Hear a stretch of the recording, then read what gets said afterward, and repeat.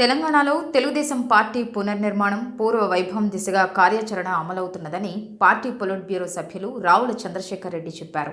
Party అధినేత చంద్రబాబు నాయుడు ఆదేశాలతో టీడీపీని అధ్యక్షుడు కాసాని జ్ఞానేశ్వర్ రూపొందించిన ఇంటింటికి తెలుగుదేశం కార్యక్రమం సత్ఫలితాలు ఇస్తున్నదని రావుల చెప్పారు. టీడీపీ ఆవిర్భావం నుంచి పార్టీతోనే రాజకీయ పయనం సాగిస్తున్న రావుల తెలంగాణలో పార్టీ పరిస్థితులపై తన మనోభావాలను చైతన్యరథంతో పంచుకున్నారు. టీడీపీ ఆవిర్భావం నుంచి జరిగిన పరిణామ క్రమాన్ని రావుల విశ్లేషించారు.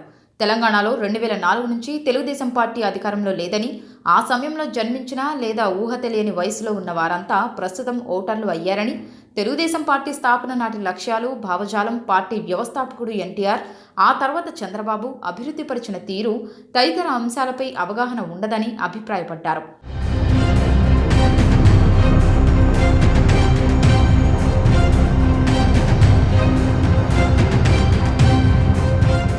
తెలుగు విశ్వవిద్యాలయం, మహిళా యూనివర్సిటీ, హెల్త్ యూనివర్సిటీ వంటివి తొలిసారిగా ఏర్పాటు చేసిన ఘనత టీడీపీకే దక్కుతుందని రావుల తెలిపారు.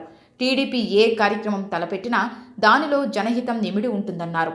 తెలుగు గ్రామీణ క్రాంతి పథకం ద్వారా వ్యవసాయ రంగంలో విప్లవాత్మక మార్పులు తీసుకువచ్చారని రావుల చంద్రశేఖర్ చెప్పారు. తెలంగాణ పంట భూముల్లో బోర్లు వేసుకోవడం, కాలువలు, చెరువులు, నీటికుంటలు తవ్వుకునేందుకు అయ్యే వ్యయంలో రైతులు వ్యక్తిగతంగా లేదా సామూహికంగా 50% వ్యయం భరిస్తే మిగిలిన 50% ప్రభుత్వం భరించే విధంగా పథకానికి రూపకల్పన చేశారని రావుల వివరించారు. తెలుగు జాతి ఆత్మగౌరవం నినాదంతో ఏర్పాటైన తెలుగుదేశం పార్టీ జాతీయ రాజకీయాలలో సైతం కీలక పాత్ర పోషించిందని రావుల చెప్పారు. నేషనల్ ఫ్రంట్ చైర్మన్గా ఎన్టీఆర్ జాతీయ స్థాయిలో క్రియాశీలకంగా వ్యవహరించారన్నారు.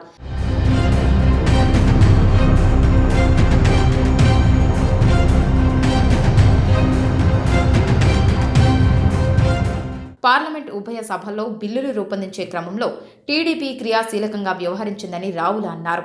హైదరాబాద్లో ఐటీ రంగాన్ని విస్తృతపరచడంతో పాటు అంతర్జాతీయ విమానాశ్రయం, ఔటర్ రింగ్ రోడ్డు, ఐఎస్బీ ఏర్పాటు, మెట్రో రైలు రూపకల్పన వంటివి చంద్రబాబు హయాంలోనే సాకారమయ్యాయని రావుల వివరించారు. హైదరాబాద్ కరోనా వ్యాక్సిన్ తయారీ నగరంగా గుర్తింపు పొందడానికి జీనోమ్ వ్యాలీనే ప్రధాన కారణమని రావుల చెప్పారు. ఎన్టీఆర్ హయాంలో ట్యాంక్ బండ్ సుందరీకరణ జరిగితే, చంద్రబాబు హయాంలో నెక్లెస్ రోడ్ ఏర్పాటు, ముషీరాబాద్ జైలును చర్లపల్లికి తరలించి గాంధీ ఆసుపత్రి నిర్మాణం చేపట్టారని రావుల తెలిపారు. చంద్రబాబు హయాంలో క్రీడల అభివృద్ధికి సైతం ఎంతో ప్రాధాన్యత ఇచ్చారన్నారు.